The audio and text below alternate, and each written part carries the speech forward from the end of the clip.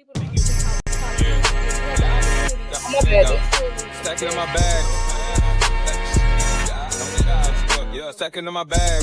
Got a crypto grind. Currency's flowing, every coin's on my mind. My coin base the upper, watch your numbers climb. In this damn fine, feeling so prime. Hustling these protocols, phones in the van. Emptying out my radar, I can't understand. Jumping on the wave, watch me move the plan. Holding diamond hands in this crypto land. Got my eyes on the prize, making moves like a king. Every transaction here, cash raises ring. Ride a blockchain, we won't never be slow. In the world of finance, let the profit. If you're holding real world assets, utility assets, you are a bank. Yeah, of course, we go over the news and stuff, but we just do what feels natural when we be doing our thing. We gotta get this money on. What's good, y'all? What's good, everybody? D, I had sent you the link. Yeah. Oh, okay.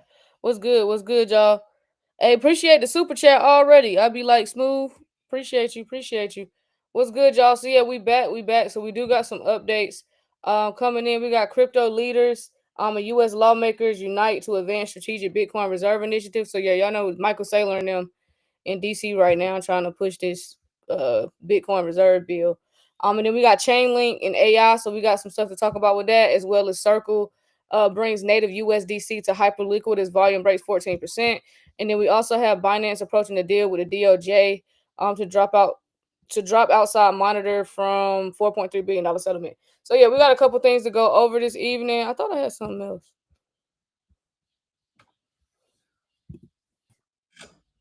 Oh yeah, Bitwise. We got some Bitwise news as well. So Bitwise files for stablecoin and tokenization ETF to invest in stocks and crypto assets. So I thought that was pretty interesting. So we definitely gonna go over that as well.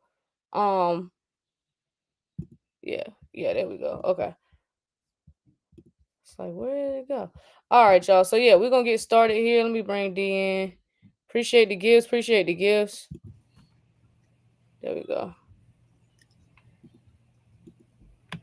Why is it still coming up like that?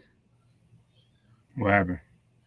No, it was something stuck on my screen. Okay, there you go. All right, y'all. What's good? All right, we here. What's good? Thanks for the super chat. Appreciate you. Appreciate it. Appreciate you. Okay, y'all. All right. So for those who signed up for the raffle, you should have received an email with your number. For those that signed up for the raffle so far, so be sure to check your email for your number. We're doing the drawing for the raffle on Monday. So yeah, be on the lookout for that. It's good, y'all. Also, we just launched the Patreon. So the Patreon is launched. So the link for that is in the bio. Just check out the link tree if you're over here on YouTube. I actually will try to add it to the description before we get off live. I'll put it in there so it'll be in the description so it's a little easier to access. But yeah, we launched the Patreon. So yeah, we're about getting ready to start this DeFi journey. So yeah, we're getting ready to be printing money together. So go ahead and get your affairs in order. Go ahead and get this DeFi knowledge. Go ahead and create another income for yourself. And watch your money grow, watch your money make money for you. That's Mm-hmm. that's the name of the game. Yeah, that's the name of the game. Your money making money for you. So I don't care if it's $20. You know what I'm saying? You're gonna watch $20 grow. You know what I'm saying? So yeah, but we'll go ahead and get started with these updates. So we'll start off with let's do the let me see, Circle. I want to hear about this Circle news real quick. So yeah, let's see what's going on. So Circle brings native USDC to Hyperliquid as volume breaks 14% of Binance trades. Okay. All right. So Circle Hyperliquid. Let's see what's going on. So basically, who's involved is Circle, the company behind USDC, and Hyperliquid, which is a fast-growing decentralized exchange with its own network called Hyper EVM. So basically what happened was Circle launched the native USDC on the Hyperliquid's Hyper EVM, and Circle also enabled its upgraded cross-chain transfer protocol. It's called CCTP v2. They also upgraded that shit. So Hyper EVM users can move USDC easily across 12 different blockchains using this. And developers, traders, and apps get smoother, cheaper movement of digital dollars between, all these different blockchains. With the CCTP upgrade and planned hypercore support, fintechs and payment companies can more easily build USD transfers into their products. So USDC trying to get that footprint into everything because, like we always said, And I think we've been saying it for like 2 or 3 years now. USDC is that one. When it comes to stable coins, USDC is that Yeah. one. We know Tether is still the most popular one out here, but they are day by day. I feel like their market share of being like the top dog stablecoin is just getting chipped away. When you got Circle, when you got Ripple RLUSD, when you got hell, everybody got a stable coin now, right? So Yes. but Circle is legit, fam. Circle is legit. Circle is going deeper with the Hyperliquid, and Circle invested in Hype, which is Hyperliquid's token for the first time, and is considering running a validator on the Hyperliquid network. So this may be something to look into if they're running Yeah. validators on this network. Because So they're yeah Hyperliquid, they positioning themselves as a direct stakeholder yeah, yeah, in absolutely. Hyperliquid's growth. So yeah, This Circle making moves. they definitely making moves, and they plan incentive programs, toolkits, and SDKs to make USDC integrations on the Hyper EVM and the HIP 3 way easier. And they're doing this because Hyperliquid is growing really fast, and it handles trading volume equal to about 14% of Binance's volume. And it generates about $30 million a week in fees. Damn. A week. Say A that week. again. You said 30 30 million they generate around $30 million in fees per a week. week. A week. Damn. So you're talking about what? What's that? 120 million dollars a month A month just from in fees? fees, right? Jesus So Christ. and they have done roughly $100 million in hype tokens buyback since August, and then about 7% of all USDC already lives in on Hyperliquid. So 7% of all USD is already in their ecosystem, fam. And Damn. then according to DeFi Llama, so it's natural. It's a natural place for a circle to invest more money, right? So they all the way in. They all the way in with this shit. And then the possible competition, right, is Hyperliquid may launch its own native stablecoin called USDH. Surprise, surprise. Why Hey, wouldn't everybody, and they? we said everybody gonna have a stable. They might as well launch their own stable coin. Like, Yeah, what I'm gonna break bread for? I can launch my own shit. yep. And then if this USDH becomes popular, analysts think that Circle could lose up to $200 million a year in revenue. And then Circle's early move looks like a strategy to secure its position before USDH shows up. So and Circle CEO also called this a big tent approach. More interoperability helps everybody. And Circle wants to build long-term value by investing in products and distribution for an internet economy that can handle hundreds of trillions in activity. And this is important because for users this is easier, it's cheaper, right, for USDC transfers across many chains. And then for the builders, so if you a dev or something like that, you got better tools and funding to add USDC to your apps on the Hyper EVM. And then for the overall market, fam, it's like it signals that the stablecoin issuers and top dexes are racing to maintain digital dollar rails before any rivals come even close. So this is big, fam. This is big. I know we say a lot of stuff is big, but Circle Yeah. Circle is imprinting, they moves everywhere. Yeah, because I mean, DeFi Llama data also shows that 7% of all USD supply already resides on the network. So Yeah, it yeah, was yeah. a natural partnership. So, yeah, Circle know what they be doing, gang. They know what they be doing. Very Uh, strategic, very strategic. Okay, cool, cool, cool. Yeah, shout out to Circle. So, we could talk about Michael Saylor right quick with the crypto leaders and the US lawmakers meeting up today. They're trying to get this Bitcoin reserve bill advanced. So I'm not sure how it went. I didn't hear too much about it today, but we'll talk about it real quick. So yeah, it's a new bill called the Bitcoin Act, which was introduced by, of course, Cynthia Loomis, and that's the bill that's being discussed. So the U.S. government would build a reserve of 1 million bitcoins over 5 years. So the crypto industry leaders, so that's people, of course, like Michael Saylor, Tom Lee, Fred Thiel, mm, mm, plus executives from mining companies and fintech and financial firms are meeting with lawmakers to work out how to make this happen. So they propose that acquiring the bitcoins be budget neutral, meaning it wouldn't increase the federal deficit or require new taxes. So some of these ideas include reallocating or re-evaluating existing assets to free up funds, and then also using revenues from tariffs as Okay. well. So if passed, this would be a big shift in how the government treats cryptocurrencies, not just as speculative assets, but as something it holds as part of as part of its national assets, which is like a strategic reserve. So it could affect the crypto markets because that's going to affect the demand for Bitcoin. So policy and regulation around digital assets and even monetary or financial strategy at the national level.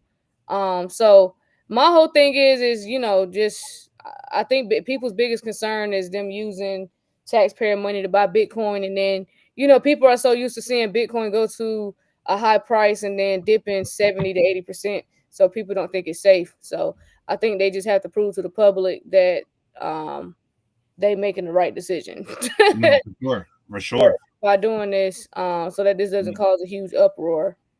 I Um, mean, I mean, do you think on the other side it would cause a huge uproar? it just depends because just because like we're getting the market structure bills getting ready to get passed. Yeah. I just think we're in a different cycle, so I think people are just basing it off the past, and I think moving forward we got to see what this market's gonna do in this super cycle. What 2026 and 2027 gonna bring. I think they should trade me personally. Um, I think they should trade lightly on the on a Bitcoin reserve. I think they can do other reserves with better assets, in my opinion. Um, but it just depends on what they plan to do with the Bitcoin. See, that's the thing. Michael Saylor, Cynthia Loomis, and all these executives, they know the end game. We don't. So from the knowledge that we all have and that we are able to obtain from the internet, we're just looking at it like, okay, well, yeah, Bitcoin does dip, like it does go Yeah. down and it goes down significantly. So is that smart? You know what I'm saying? Right. Right. Bitcoin reserve, just basing it off of what we know. Because we don't know the end game here. We don't know what they're gonna do or if they're gonna jack this price up or you know what I'm saying? So we don't know. So we're just Mhm. basing it off that. So that's why I think it must be a bigger play at hand here. These people know the end game. So I just say let's see how it plays out. I just don't feel like hearing the Democrats bitching, but I mean they're gonna do that. You're gonna hear them regardless. Yeah, they bitch about any and everything any day You're gonna hear anyway. 'em. We Yeah. ain't gonna avoid that. You know what I'm saying? So yeah, we'll see how it go. We'll see how it go. Whatever it's gonna take so we can get this super cycle that's been delayed started. Mhm. Because it's just like at this point, it's like whatever it is they're trying to do is I don't know if a secret deal is going on or what, but like they're delaying the fuck out of this shit. And Right. so, yeah, whatever it takes to get the shit going is what I'm for at this point. Because it's just like let's roll with it. Let's just whatever gets the bus started. Let's go. Mm-hmm. Let's go. So No, I hear you. I hear you. so yeah, y'all, we'll keep an eye on that and see how that plays out. But I mean, I don't know what they told us they was meeting up for. It won't shit gonna happen today. So yeah, so I guess they just wanted us to know that they're trying to get it done. But whatever, theatrics. Um, Chainlink. So we got some Chainlink news. Yes, we do. Chainlink. What you always say about Chainlink, fam? Hey, 5 a week. 5 a 5 a week. week. 5 a week. So what Chainlink doing? So basically, hold on, let me go to my notes. So Chainlink, basically what happened was, and y'all know Chainlink is, the project that connects blockchains to real world data and the oracles, stuff like that. So it had a price jump around 2.7%, to around, $23 and 50 cents. Right. The jump happened as the market rotated ahead a possible US interest rate cut and after Chainlink announced his new AI partnership. So they got a new AI partnership. Chainlink joined Aether Cloud's AI Unbundled Alliance. This is a group of building the infrastructure to run AI apps on Web3, which is blockchains and decentralized systems. And this is big and matters because it positions Chainlink as the key infrastructure provider for AI apps that need trusted, verifiable data and action across different blockchains and even traditional systems. Chainlink is one of the ones, fam. It's one of the ones. Mm-hmm. Um, what Chainlink will do with the alliance is sponsor hackathon prizes and give grants to developers in the AI unbundled program. So they're giving out grants and they're giving builders early access to Chainlink's runtime environment, which is a decentralized execution layer. So in simple terms, it's a CRE. The CRE helps coordinate and proves that AI agents and apps did what they were supposed to do, both on chain and off chain. So is giving builder, like if you want to build, like, and I know I got some builders and some devs, on this live right now. If you want to build, y'all should be looking into stuff like this because they actually giving away grants. They're giving away money for these types of programs that they have. And I know I got a couple on here. But the bigger vision is that Chainlink says the CRE provides secure, verifiable orchestration for AI agents, meaning that you could trust their steps and they're recorded and checkable. So you can go see what they did, every single time. This pushes the line up with the Ethereum Foundation's new DAI team, which is also trying to connect blockchain to AI. And I think we talked about that earlier or yesterday. Together, it suggests a growing focus on AI and blockchain working hand in hand.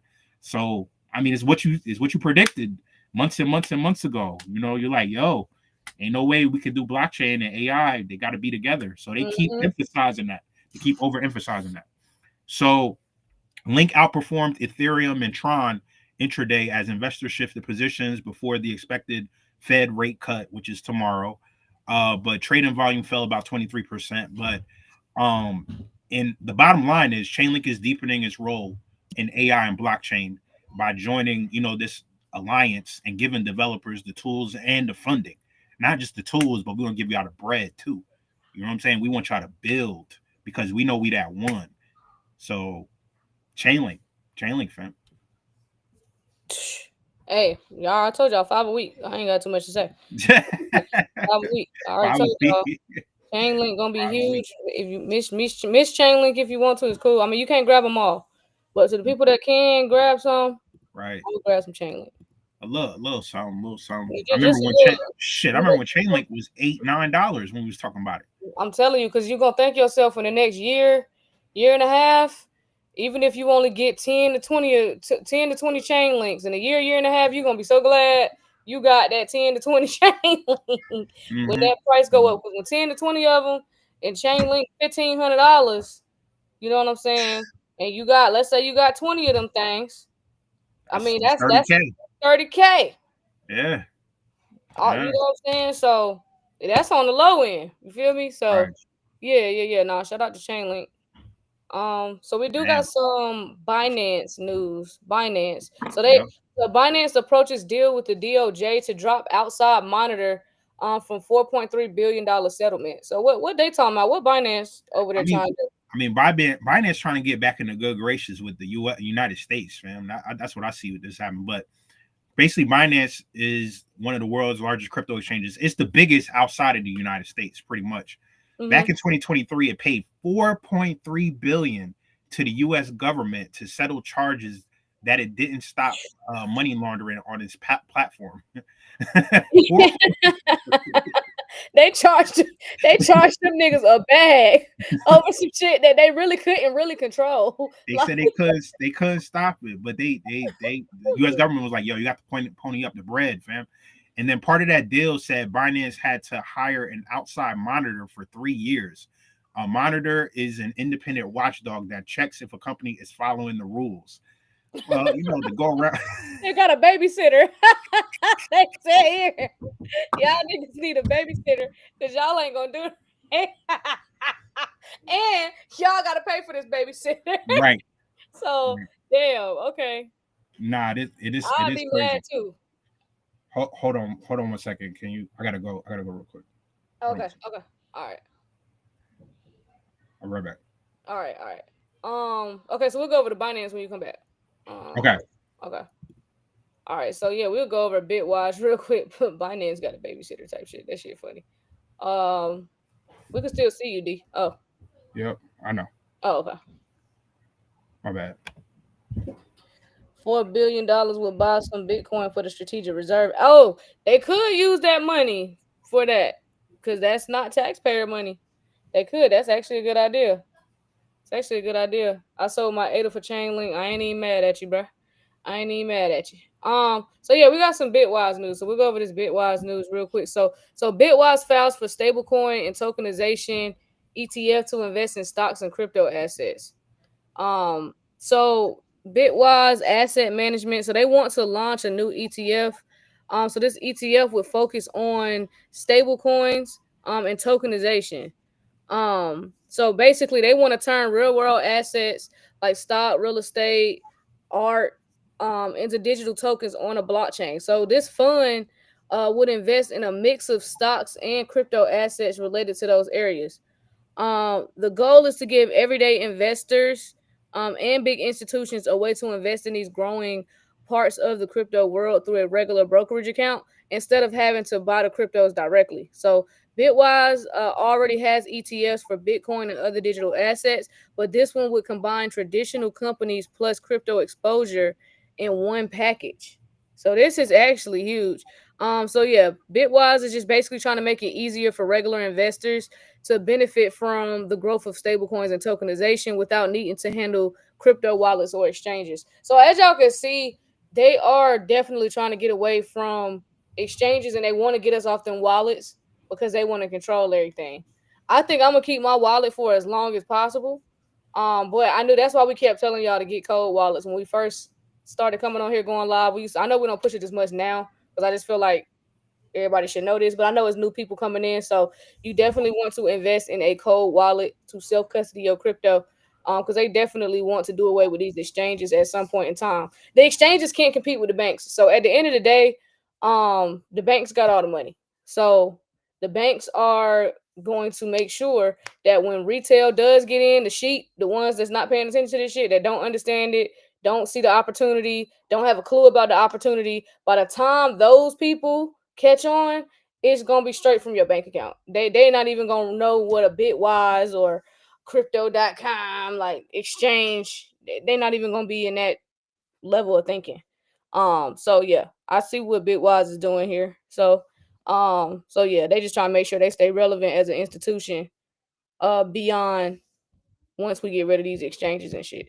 Because eventually these exchanges ain't gonna be here no more. That's just the reality of it. Not no time soon, but eventually, it's probably at some point in the 2030s, you're not gonna be talking about no Coinbase. Unless Coinbase turns into a bank or something. But yeah, you're not even gonna be talking about majority of these exchanges moving forward. So, but no, this is cool. This is pretty cool what they're trying to do with the stable coins and tokenization ETF. So I think this is my first time seeing a ETF a ETF like this, unless I'm like missing something here. But this is my first time seeing an institution file for a stablecoin and tokenization ETF. Or was it? Has any other institution, y'all know in the chat, has any other institution filed for something like this with the SEC? Because yeah, this is my first time seeing something like this.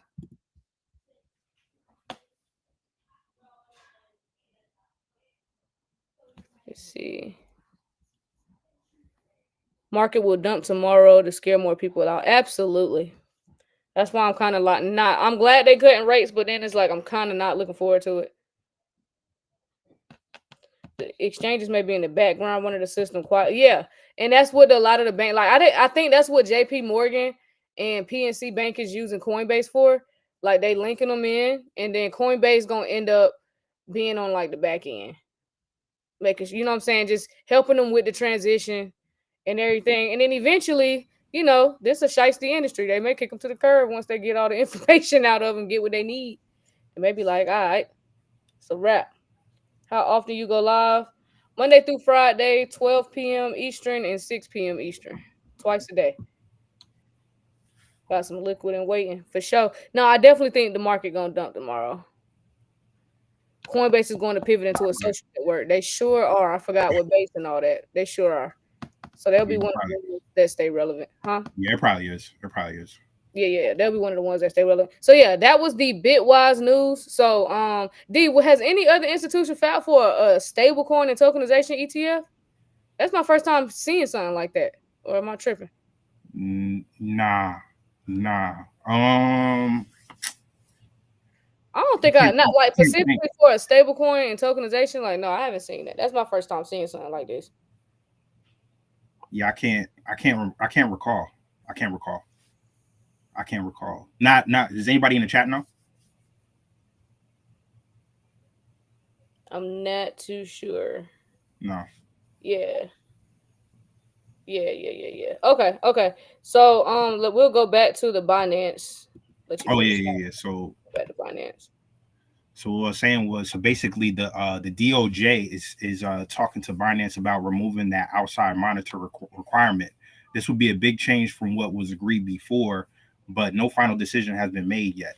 Why would the DOJ remove the monitoring? Because under the Trump administration, the Department of Justice is rethinking when outside monitors are useful.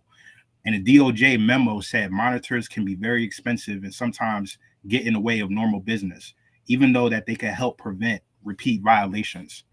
Recently, the DOJ already ended monitors for three other companies, replacing them with the sticker reporting instead of full-time monitors.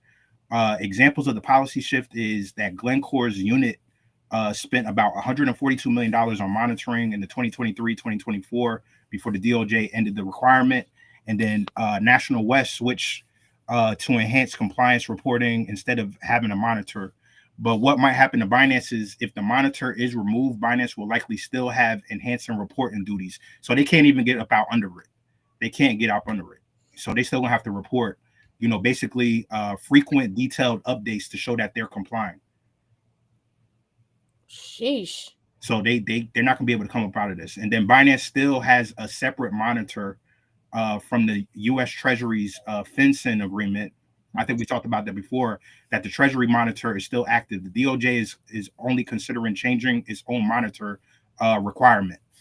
So Xi Jinping's, he served 4 months in prison. So Said 4 months tied in to prison, the and tied to the settlement, and later asked Trump for a pardon, during the May podcast.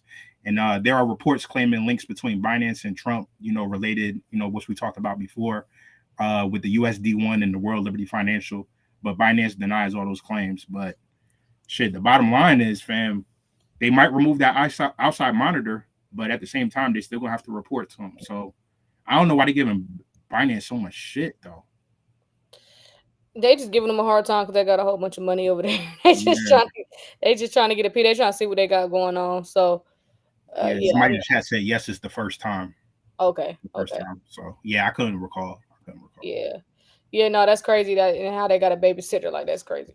But but yeah, okay, okay. And I think that was all we pretty much had for the updates this evening. So yeah, tomorrow, we're likely to get rate cuts. But the market is more than likely gonna dump just because the rate cut has been highly anticipated, and y'all know they never do what the fuck we want. So Nah, nah, nah, everybody's anticipating for it to go up. It's gonna go down. nah. It's gonna go down because they want people to get impatient and sell off, and a lot of people don't understand investing.